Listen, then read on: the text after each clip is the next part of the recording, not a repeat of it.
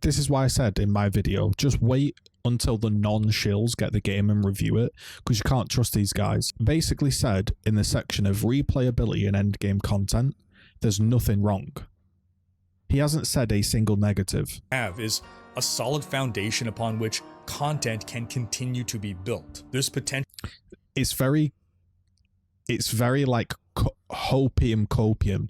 Oh, we've got a really good foundation for the content to now be placed upon.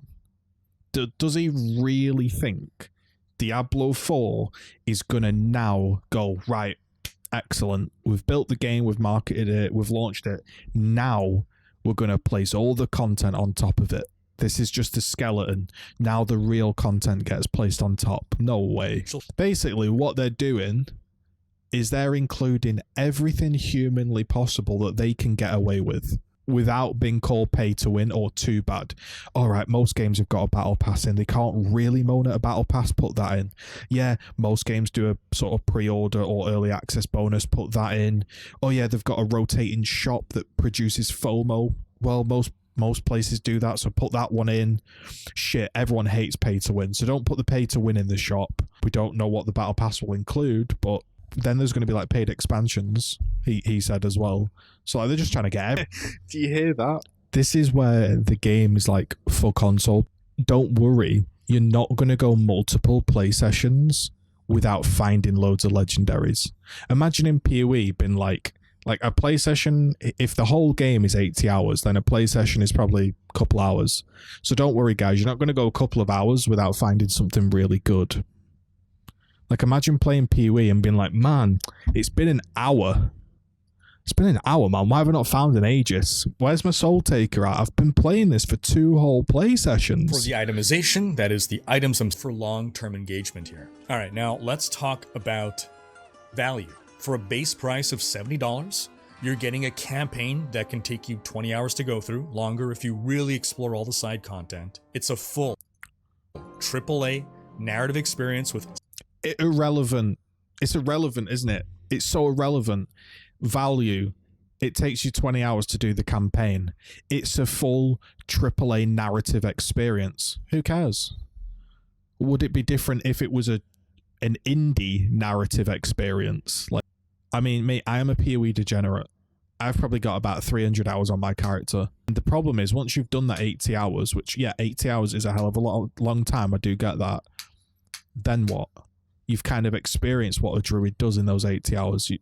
That is the build. That is the druid build. They're not going to come up with some new build. 400 hours of gameplay from just the base experience. And factor in that the game will continue to get free seasonal updates every 3 months. And Diablo 4 can... And there's also that as well, isn't there? Because I am a skeptic, I don't trust these people when they say the game will continue to get free updates. Okay, it might continue to get free updates, but that doesn't mean there won't be paid updates, right? So they might say, hey, you get all this free, but the character's paid or whatever. I got thousands of hours of fun off Diablo 2 and Diablo 3, and I'm expecting the same will apply to Diablo 4. Now let's... Yeah, I get what he's saying. You know, like I went to the cinema the other day. It cost me £38. It was 2 hours, right? I get it. For $70, you get a lot more value for your money with Diablo. But you've got to like look at the scheme of things, right? You've got to like compare it. Yeah, compared to other things, it's a lot of value, but you can play free games.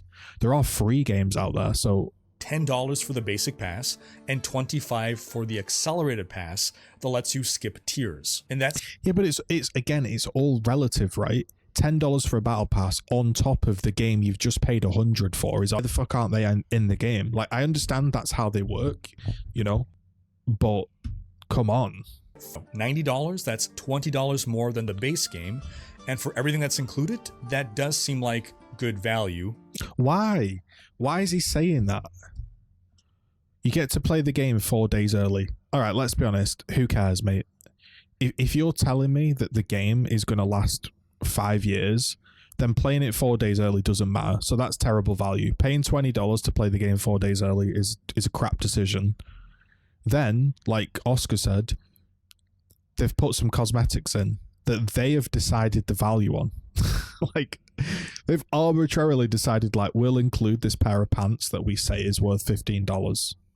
The way I see it is, you've waited a decade for this game. It's more than a decade since the last one. The game comes out that you've waited 10 years for, and they say, if you want to play it a bit earlier, give us some more money, which if you've waited 10 years for, you're going to do. And then, hey, by the way, we've got Battle Pass, and what else was it? The shop, and accelerated Battle Pass, and paid emotes. Only $10 more, you're getting something that's worth 15. Basically, what they're doing is they're including everything humanly possible that they can get away with without being called pay to win or too bad. All right, most games have got a battle pass in. They can't really moan at a battle pass, put that in. Yeah, most games do a sort of pre-order or early access bonus, put that in. Oh yeah, they've got a rotating shop that produces FOMO. Well, most places do that, so put that one in. Tons of replay value. So it's so questionable. Tons of replay value, but there's only a robust initial end game. Multiple playstyles for each class. You may as well get rid of that for the pros, because that is what an ARPG is. Obviously, you're going to be able to play classes in different ways. Cons. Gameplay may be too slow. Itemization is not interesting. I mean, this is a huge con. The itemization is not as interesting as other ARPGs. Right? That's horrendous. The itemization is pretty crap. Not all classes feel great to play. And the progression can feel underwhelming. And that's like the whole point. The whole point of an ARPG is to feel progression, like your gear all coming together. But I feel like the reason it's going to feel underwhelming is when you play Whirlwind at level 20 or whenever you unlock it, it's gonna feel probably the same. It's not gonna like drastically change how the gameplay feels. So probably if you go and play like Fireball Sorceress at level 20, it's probably how it's gonna feel at level 90. Diablo 3 opened up the ARPG genre to a more casual audience, and in doing so it lost depth of systems as a consequence. Diablo 4 is also opening up the ARPG genre to a wider audience, but this time not to a more casual audience. Not by losing depth. It's opening up to the enormous audience of MMORPG players. What does that mean? It's not becoming a casual game. It's appealing to casual MMORPG players. What does that even mean? Open world, it's world bosses, it's shared world experience. World bosses. Like, I feel like it's just a buzzword. I imagine the world boss is just some dude that pops up and then everybody goes, hey, there's that monster. Should we go and jump and spam our abilities at it? Okay, that's over. These are elements that will be very familiar to MMO players. Maybe they're even the reason that the MMO genre has always been so much bigger than the ARPG genre. But that said, the core gameplay of D4, the reward loop, so are Diablo trying to get some of their WoW cash cows to come over to Diablo 4? Is that what it is? 3's fantastic combat. It has a character progression system and skill point system more similar to Diablo 2. And it captures the gothic horror Yes, that exactly. No, that's the thing. It's everything, right? That's why I can't trust it, because it's everything. Super strong, but everything else. How can it be everything? Said, it can't be. It's like they're afraid to admit that it's not some things. Like, that's okay. Your game can not be some things and still be a really good game. But they're just like, no, it does everything. As for high level endgame balance, it's like super endgame. It's super beginner friendly. It's super amazing story. But also you can bypass the story, and it's super customizable, but also not customizable, but it's not new player friendly either. So he said they'll never touch the early game. And that's the thing most players will experience, and it has gotten better, but it's not good. class can definitely beat the campaign, though. They can get through. So if the early game experience has gotten better but isn't that good, and the end game experience is initially robust. The balance right now. Visuals don't really significantly progress as you level up. Seeing the visual progression of gear as you play through an RPG, going from shoddy ragtag armor to increasingly elaborate and fancy armor to arguably over the top, as a lot of people might, say, that helps capture that feeling of progression. And D4 doesn't really have that. Gear instead is based on the regions. There's 5 regions and each bad. That is pretty bad. So the gear's just going to look the same whether you pick up a piece of crap or not. Gear visual style, which is cool. And you can argue that legendary... Yeah, but do you not... Alright then. So do you not think they have intentionally done that? Made gear look less cool so you can go and visit their shop.